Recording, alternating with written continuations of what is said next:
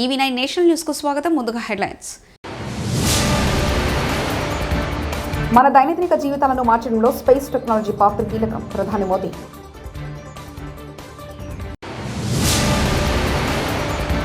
పెద్దాపురంలో స్వచ్ఛాంధ్ర స్వర్ణాంధ్ర కార్యక్రమంలో పాల్గొన్న ముఖ్యమంత్రి నారా చంద్రబాబు నాయుడు.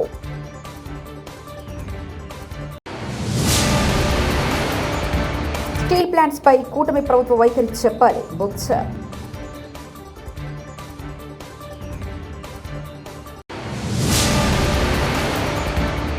కుండల నాగార్జున సాగర్ 25 గేట్లు ఎత్తివేత. భారత్ పరిపాలనలో మన దైనందిక జీవితాలను మార్చడంలో అంతరిక్ష సాంకేతికత గొప్ప భూమిక వహిస్తుందని ప్రధాని మోదీ చెప్పారు. దీనివల్ల దేశంలో ఏకీకరణ పెరుగుతుందని, పంటల బీమా, విపత్తు నిర్వహణ నుండి మత్స్య సంపద, మౌలిక సదుపాయాల ప్రణాళికల వరకు అనేక రంగాలపై దాని ప్రభావాన్ని ప్రధాని నొక్కి చెప్పారు. भारत पहला ऐसा देश बना था जिसने चंद्रमा के साउथ पोल पर पहुंचने का इतिहास रचा. हम स्पेस में डॉकिंग अनडॉकिंग की क्षमता रखने वाले दुनिया के चौथे देश भी बन गए हैं. अभी 3 दिन पहले ही मेरी ग्रुप कैप्टन शुभांशु शुक्ला से मुलाकात हुई है. उन्होंने इंटरनेशनल स्पेस स्टेशन पर तिरंगा फहराकर हर भारतीय को गर्व से भर दिया. जब वो तिरंगा मुझे दिखा रहे थे,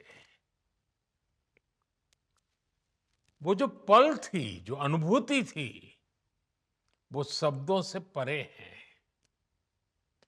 ग्रुप कैप्टन शुभांशु से हुई चर्चा में मैंने नए भारत के युवा के असीम हौसले और अनंत सपनों को देखा है. इन सपनों को आगे बढ़ाने के लिए हम भारत का एस्ट्रोनॉट पूल भी तैयार करने जा रहे हैं.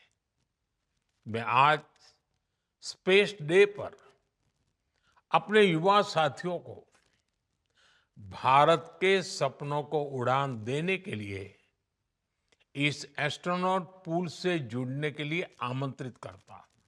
పెద్దాపురంలో స్వచ్ఛాంధ్ర స్వర్ణాంధ్ర కార్యక్రమంలో పాల్గొన్న ముఖ్యమంత్రి నారా చంద్రబాబు నాయుడు. రాజమండ్రి పోవాలని డబ్బులు కావాలి. ఇప్పుడు ఏమీ బాధ లేదు.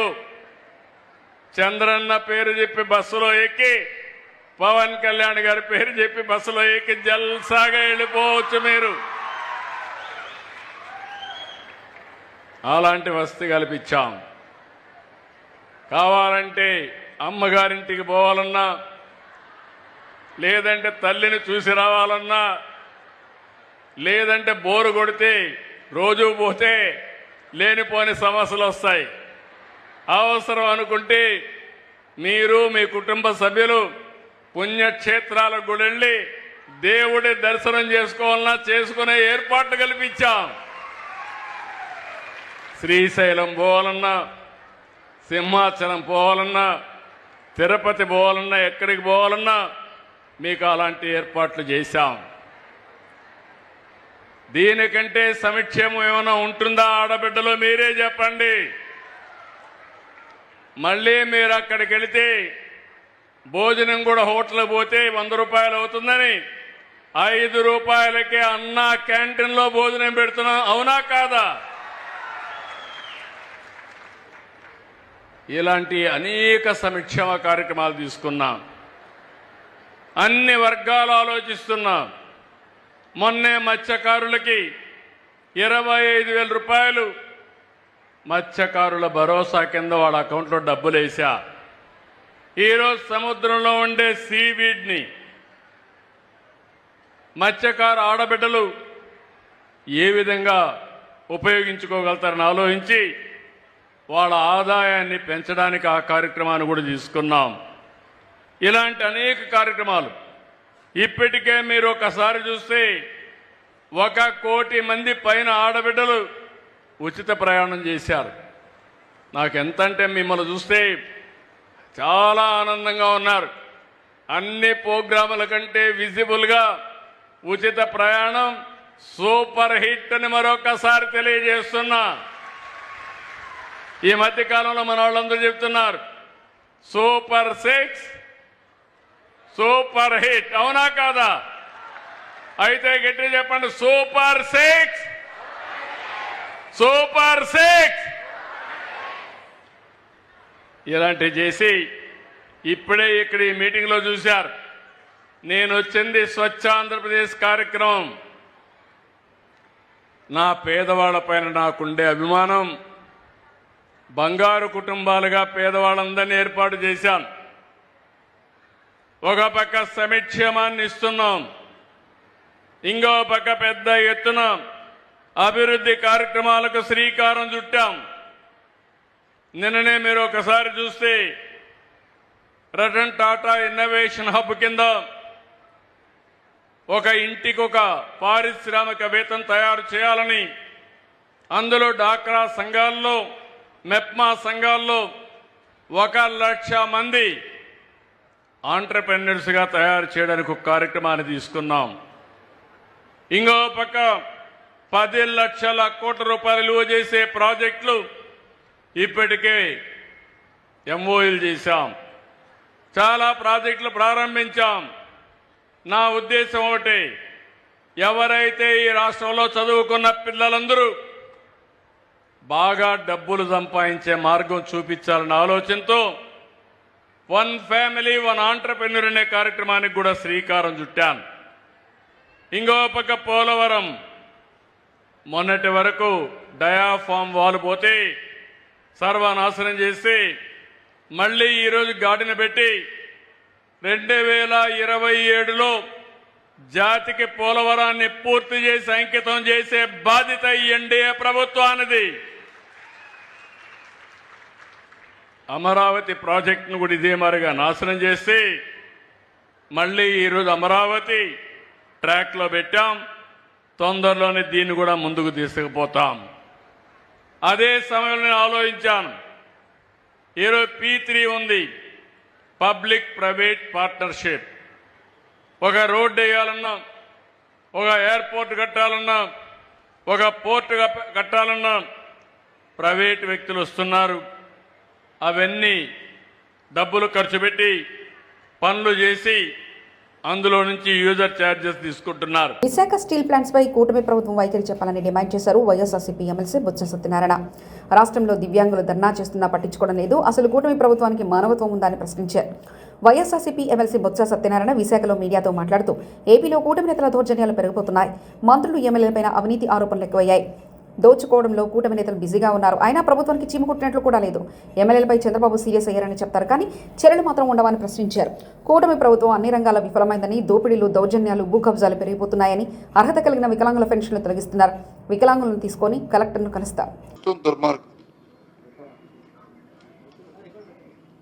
ఎంతసేపు క్యాబినెట్ మీటింగ్ అయితే లేదు, లీకులు వస్తే వాళ్ళ మీద చర్య తీసుకున్నాం, ఈయన మీద చర్య తీసుకున్నాం, వాళ్ళు తిన్నారు, ఇది ఉన్నారు, ఏంటన్నారు? తీరమ్మ చూస్తే ఎవరి మీద చర్యలు లేవు. మేము అడుగుతున్న చర్యల కంటే ముందు ముఖ్యం పరివర్తన లేదు. కొన్ని ఏదో చెప్పారు, మళ్ళీ మన్నాడు ఇంకో ఇన్సిడెంట్ జరగలేదన్నాకి ఏ రోజైతే చెప్తారో సీరియస్ గా ఉండమని, ఆ మన్నాడు ఇంకో ఇన్సిడెంట్, 1 కాదు 2 కాదు, ఒక మంత్రి మీద కాదు, లేకపోతే ఒకరి మీద కాదు, ఒకరి మీద ఎంత అక్కర్లేదు, ఒకరు వచ్చి కొంత అక్కర్లేదు, మొత్తం అందరూ కూడా అలాగే ఉన్నారు ఆరోపణలు. అయితే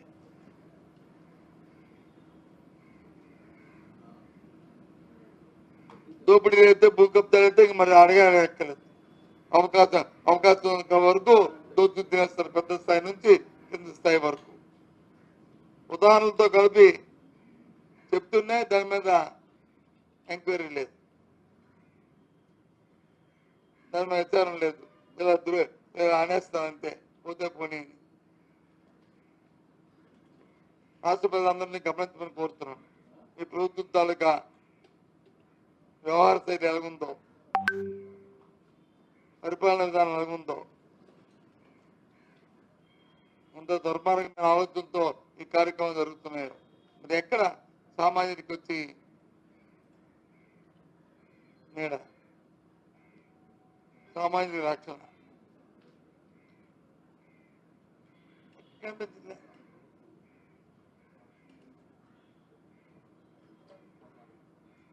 ప్రభుత్వంలో ఒక ఎస్ఓపి ఉంటుంది, బిజినెస్ రూల్స్ ఉంటాయి. ఎవరు ఏ పనికి వచ్చి దాన్ని జీవో ఇవ్వాలి,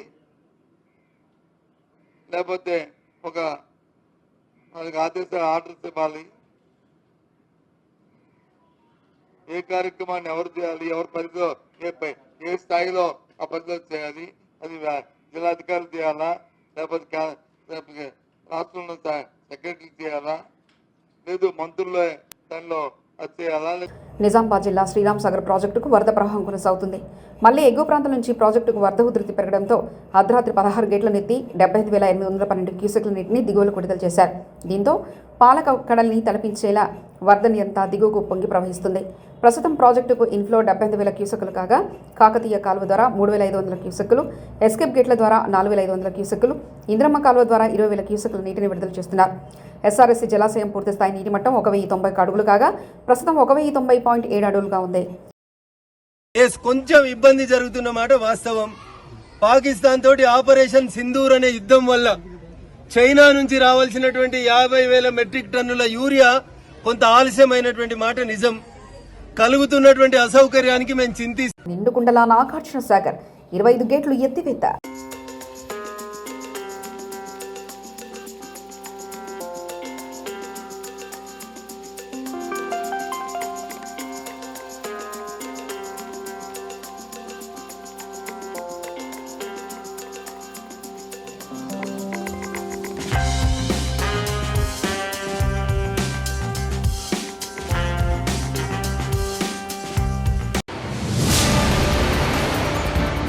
మన దైనందిక జీవితాలను మార్చడంలో స్పేస్ టెక్నాలజీ పాత్ర కీలకం. ప్రధాని మోదీ.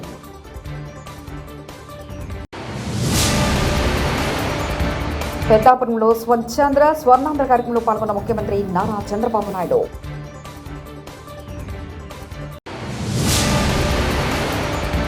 స్టీల్ ప్లాంట్స్ పై కూటమి ప్రభుత్వ వైఖరి చెప్పాలి బుచ్చ.